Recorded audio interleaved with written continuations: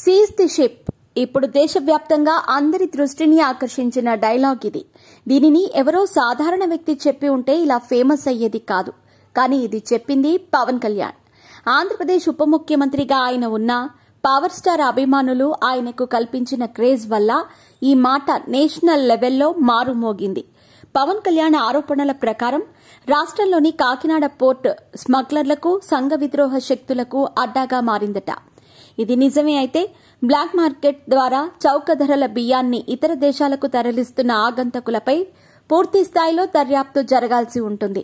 అలాంటి వారిని చట్టం కఠినంగా శిక్షించాల్సిందే. ఇంకా ఒక విషయాన్ని గమనించాలి. పవన్ కళ్యాణ్ తీసుకున్న నిర్ణయం సీజ్ ద షిప్ అని చెప్పి ఆయన జాతీయ భద్రతపై తన స్పష్టమైన వైఖరిని చూపించారు. కానీ ఆయనకు ఇలాంటి చర్యలు తీసుకునే అధికారాలున్నాయా? ఆయన తన పరిధిని దాటి ప్రవర్తించారా అనే ప్రశ్నలు ఇప్పుడు తలెత్తుతున్నాయి. భారతదేశ తూర్పు భాగమైన ఏపీ తీరంలో భద్రతకు ముప్పు పొంచి ఉందని, కసబ్ లాంటి ఉగ్రవాదులు సైతం దేశంలోకి ఎలా వచ్చారని పవన్ కళ్యాణ్ ప్రశ్నించారు. ఇక్కడ పవన్ కళ్యాణ్ పేర్కొన్న నౌక పనామా స్టెల్లా. ఇది పనామా దేశానికి చెందిన కార్గో షిప్. ప్రస్తుతం ఇది వెస్ట్ ఆఫ్రికాకు వస్తువులను తరలిస్తోంది. ఇది అంతర్జాతీయ నౌక కావడంతో ఈ కేసులో రాజ్యాంగం ఏం చెబుతుందో పరిశీలించడం ముఖ్యం. పవన్ కళ్యాణ్ ఆంధ్రప్రదేశ్ రాష్ట్రానికి ఉప ముఖ్యమంత్రి. అయితే డిప్యూటీ సీఎం అనే పదవికి రాజ్యాంగపరంగా ప్రత్యేక అధికారాలు ఏమీ ఉండవు. ముఖ్యంగా ఆయనకు కేటాయించిన పర్యావరణం, సైన్స్ అండ్ టెక్నాలజీ, గ్రామీణాభివృద్ది, గ్రామీణ నీటి సరఫరా మంత్రిత్వ శాఖలు అంతర్జాతీయ షిప్పింగ్ లేదా పోర్టుల సంబంధిత అంశాలకు సంబంధించిన అధికారాన్ని కల్పించవు.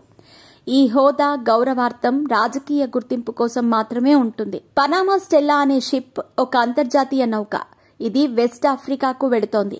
అంతర్జాతీయ సముద్ర చట్టాల ప్రకారం నౌకలను సీజ్ చేయటం రాజ్యాంగబద్దమైన, న్యాయపరమైన అంశం. కస్టమ్స్, కోస్ట్ గార్డ్స్ లేదా కేంద్ర ప్రభుత్వమే ఈ చర్యలు తీసుకోవాల్సి ఉంటుంది. అది మన జలాల పరిధిలో ఉన్నా కూడా రాష్ట్రానికి ఈ విషయంలో అధికారాలు లేవు. ఒక సాధారణ పౌరుడిగా పవన్ కళ్యాణ్ ప్రవర్తించిన షిప్ పైకి వెళ్లి తన నిర్ణయాలు అమలు చేయటం చట్టబద్దంగా కుదరదు. స్మగ్లింగ్, జాతీయ భద్రతకు సంబంధించి ఉన్న అనుమానాలు అధికారిక సంస్థలైన కోస్ట్ గార్డ్స్ లేదా కేంద్ర ప్రభుత్వానికి తెలియచేయాలి. కానీ ఒక రాష్ట్ర మంత్రిగా ఇలాంటి చర్యలు తీసుకోవటం రాజ్యాంగపరంగా అతిక్రమణగా పరిగణిస్తారు. పవన్ కళ్యాణ్ చెప్పిన అంశాలు జాతీయ భద్రతను స్పృశించే అంశాలు కావచ్చు. కానీ అలాంటి పరిస్థితుల్లో సైతం ఎన్ఐఏ, ఐబీ వంటి కేంద్ర సంస్థలకు ఆయన సమాచారం ఇవ్వాలి. అప్పుడు ఆ సంస్థలు దీనిపై విచారణలు చేపట్టాలి.